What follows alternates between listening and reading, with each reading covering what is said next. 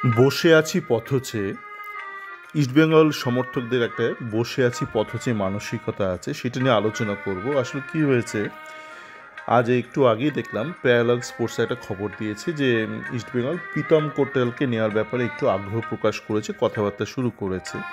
তো তার পরিপ্রেক্ষিতে ইস্টবেঙ্গল সমর্থকদের কিছু যে রেসপন্স দেখছি আমি সোশ্যাল মিডিয়া, সেইটার প্রসঙ্গে একটু আলোচনা করব, একটু বিস্তারিত আলোচনা করব। তো সেই আলোচনার পূর্বে বলি যে আমার যে আগের যেই একটা আলোচনা করেছিলাম মুরগি জীবন, সেখানে আমি দুটো বিষয় নিয়ে আলোচনা করেছিলাম। এক হচ্ছে ওই এয়ার ইন্ডিয়া যে ফ্লাইটে যে একটা দুর্ঘটনা ঘটলো, সেখানে যে টাইম স্ট্যাম্প আমরা জানতে পারছি এই মুহূর্তে, সেখানে একটা কিন্তু একটা অদ্ভুত একটা ব্যাপার আমরা লক্ষ্য করতে পারছি। তো সেটা নিয়ে আলোচনা করেছিলাম। তো আমি দেখলাম যে আজকে কিছু ঘন্টা আগে একটা লাইভ শো হচ্ছিল, সেখানে একটা ইউটিউব চ্যানেলে একটা ভারতীয় পাইলট কিন্তু ওই বিষয়টা নিয়ে আলোচনা করেছে। তো দেখে ভালো লাগছে যে একটু দেরিতে হলেও ভারতীয়দের কিন্তু মস্তিষ্কটা কাজ করতে শুরু করেছে, প্রশ্ন করতে শুরু করেছে। মানে বিদেশি সাহেবরা মানে ইংরাজিতে, চোস্ত ইংরাজিতে আপনাকে এটা সেটা বলে চলে যাবে, আপনি যে শুনবেন আর বিশ্বাস করবেন অন্ধের মতন, এই বিষয়টা থেকে বেরিয়ে আসছে ভারতীয়রা, দেখে ভালো লাগছে। আরও একটা বিষয় আমি আগের মুরগি জীবন নিয়ে আলোচনা করেছিলাম যে অল ইন্ডিয়া ফুটবল ফেডারেশন যে একটা প্রপোজাল পাঠিয়েছে, সেইটা যে কতটা একটা ফেক, মানে তার মধ্যে কোনো সারমর্ম নেই, কোনো একটা যে একটা হাওয়াবাজি, সেইটা নিয়ে একটা আলোচনা করেছিলাম। তো আজকে আমি দেখলাম প্যারালাল স্পোর্টসের একটা প্রতিবেদনে সুব্রত দত্ত, যিনি ভাইস প্রেসিডেন্ট ছিলেন অল ইন্ডিয়া ফুটবল ফেডারেশনের, তিনি কিন্তু আমি যা যা বলেছি সেই এক কথাই রিপিট করেছে। দেখুন, আমার কথাগুলো কোনো ভেতরের খবর নয়, মানে বাজারে যে খবরগুলো ছিল সেইগুলোই সংগ্রহ করে একটু বিশ্লেষণ করে একটু পরিবেশন করেছিলাম।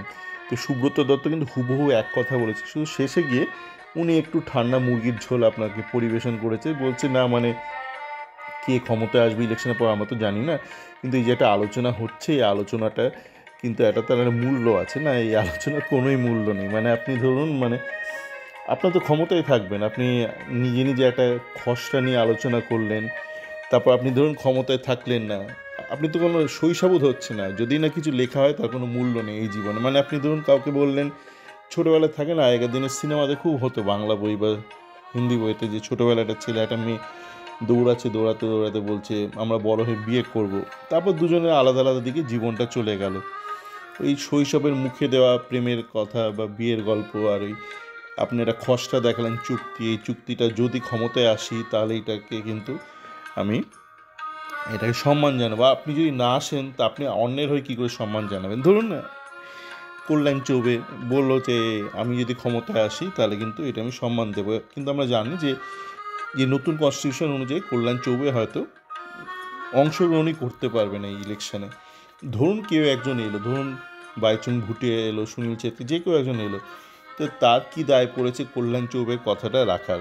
আর একটু কথা, কল্যাণ চৌবে নিজেও যদি ক্ষমতায় আসে, কল্যাণ চৌবে তো মুখের কথা বলছে, মানে কল্যাণ চৌবেকে তো এই মুহূর্তে কোর্ট থেকে কিছু লিখিত কিছু দেওয়া ক্ষমতা দিচ্ছে না, অল ইন্ডিয়া ফুটবল ফেডারেশন কাউকে দিচ্ছে না। যাকে আমরা একটু কাজের কথা আসি, বসে আছি পথ হচ্ছে কেন বললাম, তো প্রীতম কোটালের সই নিয়ে অনেকের আপত্তি যে প্রীতম কোটাল তো অল্প বয়সী নয়, যে আমরা জানি কত 32-33 হবে, 32-33, কিন্তু প্রীতম যথেষ্ট ফিট, মানে আগেকার দিনের মতন নয়, ওই আশুতোষ মেহতা টাইপের, একটু বয়স একটু 30 পেরিয়ে গেছে, কিন্তু যথেষ্ট ফিট। হয়তো প্রত্যেকটা ম্যাচ 90 মিনিট খেলতে পারবে না, কিন্তু ফিটনেস খুব একটা খারাপ নয়।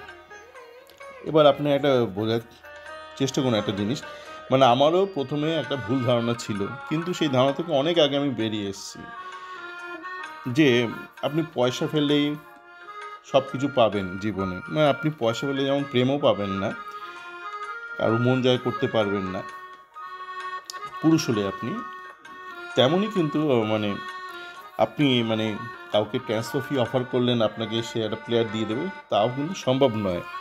আপনারা যদি দেখেন মোহনবাগান সুপার জায়ান্ট, তারপর ওই বিগত বেশ কয়েক বছর ধরে বছরে একটা কি দুটো ট্রান্সফার ফি দিয়ে প্লেয়ার পেয়েছে, তাও অনেক ক্ষেত্রেই তারা আবার সোয়াপ করেছে। আসল সমস্যাটা হচ্ছে যে প্লেয়ারের সংখ্যা, অ্যাভেলেবেল পুল খুব কম এই মুহূর্তে ভারতীয় ফুটবলে, আইএসএলে।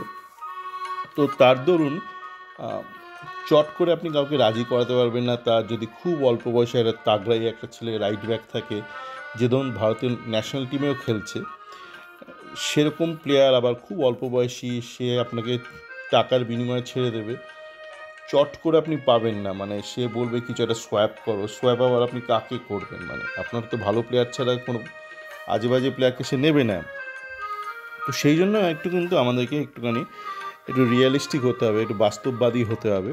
আর একটা জিনিস আপনি মাথায় রাখুন, ধরুন আপনি প্রীতমকে নিলেন বা এর আগে আশুতোষকে নিলে ভালো হতো বলেছিলাম, আশুতোষ তো থেকে গেল জামশেদপুরে। তো প্রীতমের মতন যদি একটা ছেলেকে আপনি নেন, তাহলে আপনার তো একজন আছে, সুমন দে একটা আছে, সে আমরা দেখেছিলাম কিন্তু যথেষ্ট ভালো খেলেছিল আইএসএলের শেষ ম্যাচে সুযোগ পেয়ে নর্থ ইস্টের বিরুদ্ধে। সেদিকে কিন্তু ওই আলাদিন আজারাকে ও কিন্তু বেশ ভালো সামলেছিল। এটা মাথায় রাখতে হবে, সেই ম্যাচে ভারত মানে ইস্টবেঙ্গল কোনো বিদেশি খেলায়নি, ক্লেটন খেলছিল শেষ ম্যাচটা। আর প্রথম একাদশে কোনো ভারতীয় প্লেয়ার ছিল না, এই একটা রিজার্ভ বেঞ্চ খেলছিল, সেখানে তন্ময় দাস ছিল সেন্ট্রাল ডিফেন্সিভ মিডিও হিসেবে, রাইট ব্যাকে বা রাইট হাফে সুমন দে ছিল, সুমন দেকে ব্যাকআপকে করছিল হীরা মণ্ডল করছিল, মানে হীরা একদমই ফিটনেস তলানিতে ছিল সেই সময়। তো সেরকম অবস্থা সুমন দে কিন্তু ওপর নিচ করে বারবার নিচে নেমে ভালো সামলেছিল। কিন্তু কি এই ধরনের অল্প বয়সী ছেলেদের একটা গাইডেন্স দরকার, সেই গাইডেন্স দেওয়ার জন্য কিন্তু প্রীতম কোটাল যথেষ্ট ভালো, মানে বাঙালি প্রীতমদার সুমনের কাছে তো ভালো গাইডেন্স দিতে পারবে। তো এইভাবে আপনার মূল সমস্যাটা হচ্ছে কোথায়? দেখুন, আপনার জুনিয়র টিম থেকে সাইড ব্যাক উঠছে না, কেন উঠছে না এই নিয়ে অনেক আলোচনা করছি। আপনি যাতে ওঠে সেই ব্যবস্থা করেননি। দেখুন এই মুহূর্তে কলকাতা ফুটবল লিগে কী হচ্ছে, আপনি সুমন দেখে আপনি রাইট ব্যাক হিসেবে তৈরি করতে চাইছেন, আমরা দেখলাম বিনো বেশ কলার উঁচে দাবি করলো সুমনদের স্ট্রাইকার ছিল, আমি রাইট ব্যাক বানিয়েছি। অথচ মজার বিষয় সুমন দেখে রাইট ব্যাকে খেলাচ্ছে না। কেন খেলাচ্ছে না? তার কারণ ওই যে ওর জাস্টিন বলে যে ছেলেটা আছে, যে কিন্তু মূলত সেন্টার ব্যাক যথেষ্ট ভুল ভ্রান্তি করেছিল আগের RFDL এর সময়। তো সেই জন্য ওকে সেন্টার ব্যাকে নামানোর সাহস পাচ্ছে না বিনো, সেই জন্য ওকে কোথাও তো একটা গ্যারেজ পিস রাখতে হবে, ওকে রাইট ব্যাকে পার্ক করে রেখেছে, কিন্তু রাইট ফুটেড প্লেয়ার বলে। সুমন দেখেও লেট ব্যাক খেলাচ্ছে, আগের দিন ওকে স্ট্রাইকারও নামালো।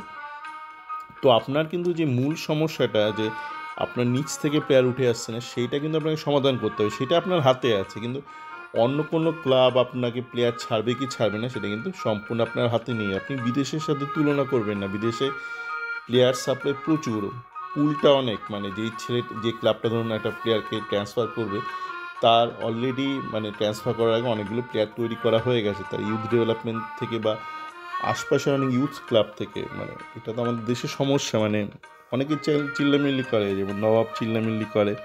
আমার আগে একটা অডিওতে একজন একটা মন্তব্য করলো যে ওই আমি যেটা বলেছিলাম যে প্লেয়ারের মা মারা গেছে, সেটা নিয়ে একটা বারবার একটা কমার্শিয়ালাইজেশন হচ্ছে, বা একজনের ব্যক্তিগত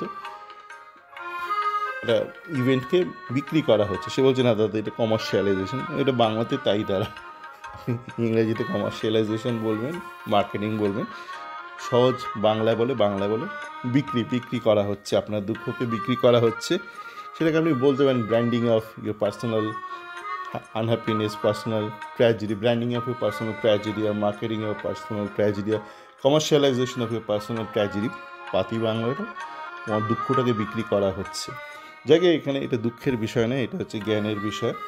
তো আশা করি আলোচনাটা কারো উপকারে লাগলো, যে আপনি বসে থাকলে আপনার জন্য কোনো সুচিত্রা সেন আসবে না, আপনাকে কিন্তু জীবনে এগিয়ে যেতে হবে। আপনার যা খোঁজ করার সেটা আপনাকে খোঁজ করতে হবে, প্লেয়ার তৈরি করতে হলে প্লেয়ার তৈরি করতে হবে। আপনি বসে থাকবেন, আপনাকে সবাই এসে বলবে দাদা ট্রান্সফার দিন আর এর অল্প বয়সী রাইট ব্যাক আছে নিয়ে যান, এইটা হবে না। এই ধারণা থেকে আপনি যত শীঘ্র সম্ভব বেরিয়ে আসুন। সকলে ভালো থাকবেন।